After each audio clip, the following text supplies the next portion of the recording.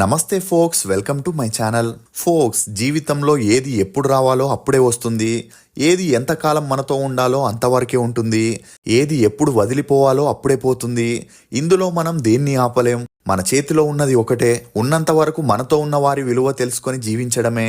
అసలు నేను ఈ మాట చెప్పడానికి గల కారణం, ఒకప్పటి స్టార్ కమీడియన్ వేణుమాధవ్ గురించి టాలీవుడ్తో పాటు కోలీవుడ్, శాండిల్వుడ్ చిత్రసీమకు పరిచయం అవసరం లేదు. స్టార్ కమీడియన్గా ఈయన ఒక దశలో బ్రహ్మానందంతో సరిసాటిగా పనిచేసి మంచి గుర్తింపు పొంది అతి తక్కువ సమయంలోనే స్టార్ కమీడియన్గా ఎదిగాడు.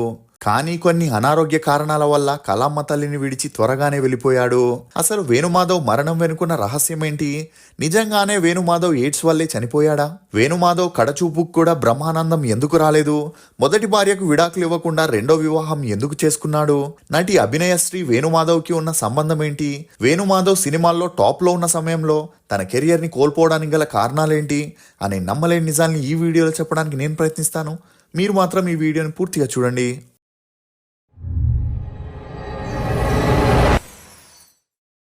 ఫోక్స్, నొప్పితో పోరాడితేనే స్త్రీ అమ్మవుతుంది. చీకటితో పోరాడితేనే గొంగలి పురుగు సీతాకోక చిలుకగా మారుతుంది. మట్టితో పోరాడితేనే విత్తు చెట్టులా మారుతుంది. అలా జీవితంతో పోరాడితేనే మనం మానవత్వం ఉన్న మనిషిలా మారుతాం. కునాత్ వేణుమాధవ్ అలియాస్ వేణుమాధవ్ ఇతను 1969 డిసెంబర్ 30న తెలంగాణలోని సూర్యాపేట జిల్లా కోదాడలో ఒక మధ్యతరగతి కుటుంబంలో జన్మించాడు. తండ్రి ప్రభాకర్, తల్లి సావిత్రి. ఇతనికి విక్రమ్ బాబు, గోపాలకృష్ణ అనే అన్నలు కూడా ఉన్నారు. ఇక తండ్రి టెలిఫోన్ డిపార్ట్మెంట్లో పనిచేస్తే తల్లి హౌస్ వైఫ్ గా ఉండేది. వేణుమాధవ్ తన స్కూలింగ్ ని కోదాడలోని ప్రాథమిక పాఠశాలలో చదివేవాడు. చదువుల్లో చురుగ్గా ఉన్న వేణుమాధవ్ కి మిమిక్రీ చేయడం అంటే చాలా ఇంట్రెస్ట్ ఉండేది. ఇక అలా స్కూల్లో జరిగే కల్చరల్ ప్రోగ్రామ్స్ లో మిమిక్రీ చేసి టీచర్స్ ని, తన తోటి స్టూడెంట్స్ ని అలరించేవాడు. అంతేకాకుండా అప్పుడప్పుడు డాన్స్ చేస్తూ ప్రైజెస్ ని కూడా గెలుచుకునేవాడు. ఇక తన బీకామ్ డిగ్రీని సూర్యాపేటలోని గవర్నమెంట్ కాలేజీలో చదివేటప్పుడు వెంట్రులాకిజం అనే టాకింగ్ డాల్ మీద ఇంట్రెస్ట్ పెరిగింది. దీంతో తన మిమిక్రీ టాలెంట్ ని జనాలకి డిఫరెంట్ గా చూపించాలనుకున్నాడు. ఇక ఎలాగో కష్టపడి తండ్రి దగ్గర డబ్బులు తీసుకొని ఆ బొమ్మని ముంబై నుంచి తీసుకొచ్చాడు. అలా తన టాలెంట్ ని చూపించడానికి సరైన సమయం కోసం వెయిట్ చేస్తున్నప్పుడే కాలేజ్ యానివర్సరీ రావడం, ఆ ప్రోగ్రాంలో తను పర్ఫామ్ చేయడానికి ప్రిన్సిపల్ దగ్గర పర్మిషన్ కూడా తీసుకోవడం జరిగింది. ఇక అలా ఆ ప్రోగ్రాంకి చీఫ్ గెస్ట్ గా అప్పటి టీడీపీ ఎమ్మెల్యే చంద్రరావు గారు రావడం, అక్కడ వేణుమాధవ్ టాకింగ్ డాల్ పర్ఫార్మెన్స్ ని చూసి చాలా ఇంప్రెస్ అయ్యాడు. ఇక అలా కొత్తగా ఉన్న టాకింగ్ డాల్ ప్రదర్శనని భువనగిరిలో జరగబోయే టీడీపీ పార్టీ మీటింగ్ లో చేయమని అడగగా ఆర్థిక పరిస్థితుల కారణంగా వేణుమాధవ్ ఒప్పుకోవడం జరిగింది. ఇక అలా భువనగిరిలో జరిగిన పార్టీ మీటింగ్ లో రాష్ట్ర మాజీ హోంశాఖ మంత్రి అయిన ఎలిమినేటి మాధవ్ రెడ్డి గారు రావడం, వేణుమాధవ్ తన టాలెంట్ తో అక్కడున్న వారిని ఆకట్టుకోవడంతో నల్గొండ పార్టీ మీటింగ్ లో నారా చంద్రబాబు నాయుడు గారి ముందు తన ప్రదర్శన ఇవ్వమని అడగడం జరిగింది. ఇక అలా నల్గొండలో వేణుమాధవ్ తన మిమిక్రీతో అక్కడున్న జనాలతో పాటు చంద్రబాబు గారిని కూడా నవ్వించడంతో ఆ తర్వాత మానాడలో తెలుగుదేశం పార్టీ మీటింగ్కి వచ్చే ఎన్టీఆర్ గారిని తన టాకింగ్ డాల్ తో మిమిక్రీ చేసి అందరినీ నవ్వించాలని చంద్రబాబు నాయుడు గారు వేణుమాధవ్కి చెప్పడం జరిగింది. ఇక ఈ అవకాశాన్ని వేణుమాధవ్ వినియోగించుకోవాలని ఆ ప్రదర్శనని ఎన్టీఆర్ గారి ముందు మానాడలో ప్రదర్శించడం జరిగింది. ఇక తన పర్ఫార్మెన్స్ ని చూసిన సీనియర్ ఎన్టీఆర్ గారు వేణుమాధవ్ ని అప్రిషియేట్ చేశారు. అంతేకాకుండా ఎన్టీఆర్ గారు చంద్రబాబుతో వేణుమాధవ్ సేవ మన పార్టీకి అవసరమని, ఇతన్ని పర్మనెంట్ గా మనతో పెట్టుకుంటే మంచిదని చెప్పడం జరిగింది. ఇక అలా వేణుమాధవ్ పార్టీ మీటింగ్ ఉన్నప్పుడు మిమిక్రీ ఆర్టిస్ట్ గా చేస్తూ, లేనప్పుడు టీడీపీ హిమాయత్ నగర్ ఆఫీస్ లో ఫోన్ ఆపరేటర్ గా పనిచేసేవాడు. ఇక అలా పనిచేసేటప్పుడే 1995లో వేణుమాధవ్కి భాగ్యలక్ష్మి అనే ఆమెతో పెద్దల సమక్షంలో పెళ్లి జరిగింది. అలా తన భార్యని ఊర్లో వదిలేసి వేణుమాధవ్ హైదరాబాద్కి రావడం జరిగింది. ఇక ఇదిలా ఉంటే టీడీపీ పార్టీలో పనిచేసేందుకు జీతం ఎంత అనేది చెప్పకపోయేసరికి వేలల్లో ఇస్తారని వేణుమాధవ్ ఎక్స్పెక్టేషన్ ని పెట్టుకున్నాడు. కానీ నెలకి 600 మాత్రమే ఇవ్వడంతో షాక్ కి గురయ్యాడు. అయినా చేసేదేమీ లేకపోవడంతో వేణుమాధవ్ అక్కడ పనిచేయాల్సి వచ్చింది. ఇక ఇదిలా ఉన్నప్పుడే వేణుమాధవ్ ఒక ప్లాన్ చేశాడు. తన దగ్గర ఎటువంటి ఫోన్ లేకపోవడంతో అందులో తను పనిచేసే party office land line number ని ఇవ్వడం జరిగింది.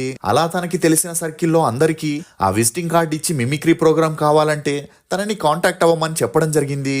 ఇక అలా అప్పటి నుండి పార్టీ ఆఫీస్ ల్యాండ్ లైన్ కి 10 కాల్స్ వస్తే అందులో 8 కాల్స్ వేణుమాధవ్ ప్రోగ్రామ్ కి సంబంధించినవి ఉండేవి. ఇక ఇలా ఉన్నప్పుడే ఆఫీస్ లో ఉన్న మేనేజర్ కి డౌట్ వచ్చి, ఇన్ని ఫోన్ కాల్స్ వస్తే మమ్మల్ని పిలవకుండానే నువ్వే మాట్లాడుతున్నావేంటి, అసలు నువ్వు ఎవరితో మాట్లాడుతున్నావు అని నిలదీయడంతో వేణుమాధవ్ మేనేజర్ కి అసలు విషయం చెప్పడం జరిగింది. దీంతో ఈ విషయం ఎన్టీఆర్ గారికి తెలిసి చంద్రబాబు గారితో వేణుమాధవ్ ఆఫీస్ లో ఉంటే పార్టీకి వచ్చే ముఖ్యమైన కాల్స్ ని మిస్ అవుతామని చెప్పడంతో చంద్రబాబు నాయుడు గారు వేణుమాధవ్ని అసెంబ్లీలో ఉన్న టీడీపీ ఆఫీస్లోని లైబ్రరీలో అసిస్టెంట్ గా నియమించడం జరిగింది. ఇక అక్కడ 2 ఫోన్లు ఉండడంతో మళ్ళీ కొత్తగా ఒక విజిటింగ్ కార్డ్ ని ప్రింట్ చేపించి అందులో ఆ 2 నెంబర్స్ ని వేపించి మళ్ళీ తెలిసిన వారికి ఇచ్చి ప్రోగ్రామ్స్ ఉంటే పిలవమని చెప్పడం జరిగింది. ఇక అలా వేణుమాధవ్ కి బుకింగ్ల కోసం చాలా ఫోన్ కాల్స్ వస్తుండేవి. అలా అక్కడ తనని అడిగేవారు లేనందువలన తనకి తెలిసిన వారిని ఆ లైబ్రరీ ఆఫీస్ లో వదిలేసి వేణుమాధవ్ బయట ప్రోగ్రామ్స్ ని చేస్తూ ప్రోగ్రామ్ కి 1000 రూపాయలని తీసుకుంటూ బాగా సంపాదించేవాడు. ఇక అలా ప్రోగ్రామ్ లో బిజీ అవ్వడంతో కొన్నిసార్లు ఎన్టీఆర్ గారి పార్టీ మీటింగ్ కూడా వెళ్లేవాడు కాదు. ఇక ఈ విషయం తెలిసిన చంద్రబాబు గారు వేణుమాధవ్ కి వార్నింగ్ ఇస్తూ, నీకు నెల జీతం ఇచ్చేది మేము పిలిచినప్పుడల్లా పార్టీ మీటింగ్ లో ప్రదర్శనలు ఇస్తూ పార్టీ సేవలు చేయాలని, కానీ నువ్వు మాత్రం బయట వారికి నెంబర్లు ఇచ్చి ప్రోగ్రామ్స్ చేసుకుంటే బాగోదని చెప్పడంతో ఇలా ఉంటే లాభం లేదని వేణుమాధవ్ గారిని అక్కడి నుండి ఎన్టీఆర్ గారి ఇంట్లో అసిస్టెంట్ గా పెట్టడం జరిగింది. ఇక అలా వేణుమాధవ్ ఎప్పుడూ బొమ్మతో పర్ఫార్మెన్స్ ఇవ్వడంతో ఎన్టీఆర్ గారు ఇతన్ని బొమ్మగారు అని పిలుస్తుండేవారు. ఇక ఇదిలా ఉంటే ఒకసారి ఎన్టీఆర్ గారు వేణుమాధవ్కి మరుసటి రోజు 7 గంటలకి ప్రెస్ మీట్ ని అరేంజ్ చేయమని చెప్పి వెళ్ళిపోయారు. ఇక వేణుమాధవ్ పిఆర్ఓకి ఫోన్ చేసి ప్రెస్ మీట్ గురించి చెప్పి తన రూమ్ కి వెళ్లి పడుకోవడం జరిగింది. ఇక ఎన్టీఆర్ గారు ఎప్పటిలాగే ఉదయం 3 గంటలకు లేచి స్నానం చేసుకుని రెడీ అయి కిందికి రాగానే హాల్లో ఉన్న లైట్ ఆన్ లో ఉండింది. ఇక ఆ లైట్ ని వేణుమాధవ్ ఆఫ్ చేయకుండా పడుకోవడం వల్ల ఎన్టీఆర్ గారు కోపంతో వేణుమాధవ్ ని అందరి ముందు కొట్టడం జరిగింది. అలా ఆ తర్వాత వేణుమాధవ్ ఎన్టీఆర్ గారి దగ్గర జాబ్ వదిలేసి వెళ్ళిపోవాలనుకున్నాడు. కానీ పార్టీ మీటింగ్ లో జనాల్ని ఎంటర్టైన్ చేసే వేణుమాధవ్ని వదులుకోలేక ఎన్టీఆర్ గారు మరుసటి రోజు వేణుమాధవ్ని రూమ్ కి పిలిపించి నెయ్యి దోశల్ని పెట్టించి తనకి నచ్చజెప్పడం జరిగింది. అయినా కూడా వేణుమాధవ్ ఒక మంచి అవకాశం దొరికితే అక్కడి నుండి వెళ్ళిపోవడానికి వేచి చూస్తుండేవాడు. ఇక ఇలా ఉన్నప్పుడే రచయిత దివాకర్ బాబుకి రవీంద్ర భారతిలో సన్మాన సభని ఏర్పాటు చేశారు. ఇక ఆ సభలో వేణుమాధవ్ మిమిక్రీ ప్రోగ్రాం చేయడం జరిగింది. అలా ఆ సభకి ముఖ్య అతిథులుగా డైరెక్టర్ ఎస్వి కృష్ణారెడ్డి గారు, అచ్చిరెడ్డి గారు రావడం, స్టేజ్ మీద వేణుమాధవ్ సెన్స్ ఆఫ్ హ్యూమర్ కి అక్కడున్న వారంతా పొట్ట చెక్కలై నవ్వడం చూసి ఎస్వి కృష్ణారెడ్డి గారు తను తీయబోయే నెక్స్ట్ మూవీలో వేణుమాధవ్ కి కమీడియన్ గా అవకాశం ఇవ్వాలనుకున్నాడు. ఇక అలా ప్రోగ్రామ్ అయిన తర్వాత ఎస్వి కృష్ణారెడ్డి గారు వేణుమాధవ్ని పిలిచి తను కృష్ణ గారిని హీరోగా పెట్టుకొని సాంప్రదాయం అనే మూవీ చేస్తున్నాడని, అందులో కమీడియన్ రోల్ గా చేస్తావని అడగగా వేణుమాధవ్ ఈ అవకాశాన్ని ఎలాగైనా వినియోగించుకోవాలనుకున్నాడు. అందుకుగాను ముందుగా తనకి ఇంట్రెస్ట్ లేనట్టు, తనకి కెమెరా ముందు నటించడం రాదని చెప్పిన ఎస్వి కృష్ణారెడ్డి గారికి ఒకసారి ఆర్టిస్ట్ నచ్చితే వదులుకోరనే టాక్ ఇండస్ట్రీలో ఉండడంతో వేణుమాధవ్ ఆ ఆఫర్ కి ముందుగా ఒప్పుకోలేదు.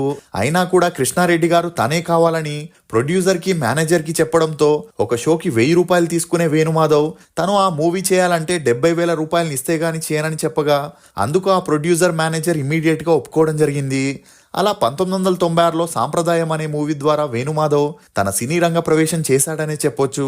ఇక ఆ మూవీ షూటింగ్ జరిగేటప్పుడే జగపతి బాబుతో శ్రీకారం అనే మూవీలో నటించడం విశేషం. ఇక అలా ఒకవైపు సినిమాల్లో నటిస్తూనే మరోవైపు ఎన్టీఆర్ గారికి అసిస్టెంట్ గా పనిచేస్తుండేవాడు. ఇక ఇదిలా ఉంటే ఎప్పుడైతే వేణుమాధవ్ కి పవన్ కళ్యాణ్ గారితో తొలి ప్రేమ మూవీలో అవకాశం వచ్చిందో అప్పటి నుండి ఎన్టీఆర్ గారి దగ్గర జాబ్ ని వదిలేసి ఫుల్ ఫ్లెడ్జ్ గా సినిమాల్లో నటించాలని డిసైడ్ అయ్యాడు. ఇక అప్పటికే వేణుమాధవ్ కి ఒక అబ్బాయి, ఒక అమ్మాయి కూడా జన్మించారు. ఇదిలా ఉంటే తొలి ప్రేమ మూవీ 1998లో రిలీజ్ అయి ఇతని పాత్రకి మంచి గుర్తింపు రావడంతో వరుసగా అవకాశాలు వెతుక్కుంటూ వచ్చాయి. అలా పెళ్లి చేసుకుందాం రా, పవిత్ర ప్రేమ, సాంబయ్య, ముత్యం, ఇదేనా మొదటి ప్రేమ లేక, లాహిరి లాహిరి లాహిరిలో అని చేస్తూ వేణుమాధవ్ కొంతమంది కమీడియన్స్ తో టీమప్ అయి చేసేవాడే తప్ప తనకంటూ సోలో కమీడియన్ గా పర్ఫార్మెన్స్ చేసే ఛాన్స్ వచ్చేది కాదు. ఇక ఇదిలా ఉంటే 2003లో వివి వినాయక్ దర్శకత్వంలో నితిన్ హీరోగా చేసిన దిల్ మూవీతో వేణుమాధవ్ టాలెంట్ పూర్తిగా బయటికి వచ్చిందని చెప్పొచ్చు. ఇక ఆ మూవీ రిలీజ్ అయి ముఖ్యంగా వేణుమాధవ్ కామెడీకి మంచి గుర్తింపు రావడంతో ఇతనికి సోలో కమీడియన్ గా బ్యాక్ టు బ్యాక్ మూవీస్ వెతుక్కుంటూ వచ్చాయి. దీంతో బిజీగా దూసుకుపోతున్న వేణుమాధవ్ లైఫ్ లో శ్రీవాణి అనే ఆమెతో పరిచయం ఏర్పడింది. ఇక ఆ పరిచయం కాస్త నిదానంగా సన్నిహిత్యంగా మారి వీరిద్దరూ క్లోజ్ గా ఉండేవారు. ఇక అప్పటికే వేణుమాధవ్ కి భాగ్యలక్ష్మి అనే ఆమెతో పెళ్ళై 2 పిల్లలున్నా పట్టించుకోకుండా వేణుమాధవ్ శ్రీవాణిని సీక్రెట్ గా పెళ్లి చేసుకోవడం జరిగింది. అలా ఈ విషయం మొదటి భార్యకి తెలిసి నానా రచ్చ చేసి గొడవలు చేయడం మొదలెట్టింది.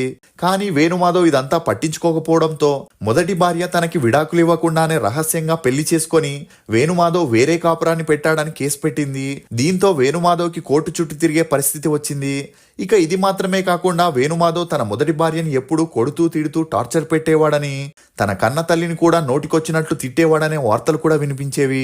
ఇక అలా షూటింగ్ ని వదులుకొని కోర్టు చుట్టూ తిరగడం అవ్వట్లేదని తన మొదటి భార్య భార్యతో వేణుమాధవ్ రాజీకొచ్చి ఆమెకి భరణంగా 25 లక్షల రూపాయలని ఇస్తూ తన ఇద్దరు పిల్లల కోసం 30 లక్షల రూపాయలని అకౌంట్లో వేస్తానని చెప్పడంతో మొదటి భార్యకి వేరే ఆప్షన్ లేక 2009లో ఇతనికి విడాకులు ఇవ్వాల్సి వచ్చింది. అలా అప్పటి నుండి వేణుమాధవ్ తన రెండో భార్య అయిన శ్రీవాణితో ఉంటూ వీరిద్దరి అన్యోన్య సంసారానికి గుర్తుగా ఇద్దరు మగపిల్లలు కూడా జన్మించారు. ఇక ఇదిలా ఉంటే అదే సమయంలో బ్రహ్మానందం తన యాటిట్యూడ్ తో ప్రొడ్యూసర్స్ తో డైరెక్టర్స్ తో గొడవలు చేసుకోవడం, దీంతో అందరూ వేణుమాధవ్ని సునీల్ని కమీడియన్స్ గా ఎంకరేజ్ చేసేవారు. ఇక అలా వేణుమాధవ్ సై మూవీతో మరింత బిజియెస్ట్ కమీడియన్ గా మారాడు. అలా ఆ తర్వాత సూపర్, అల్లరి బుల్లోడు, అందరివాడు, ఛత్రపతి, మాస్, బన్నీ, లక్ష్మి అనే మూవీస్ చేస్తూ వేణుమాధవ్ ఆర్థికంగా బలపడ్డాడు. ఇక అదే సమయంలో ఇతనికి జెమినీ టీవీ నుండి వన్స్ మోర్ ప్లీజ్ అనే ప్రోగ్రామ్ కి హోస్ట్ గా ఉదయ్ భానుతో కలిసి చేసే ఛాన్స్ వచ్చింది.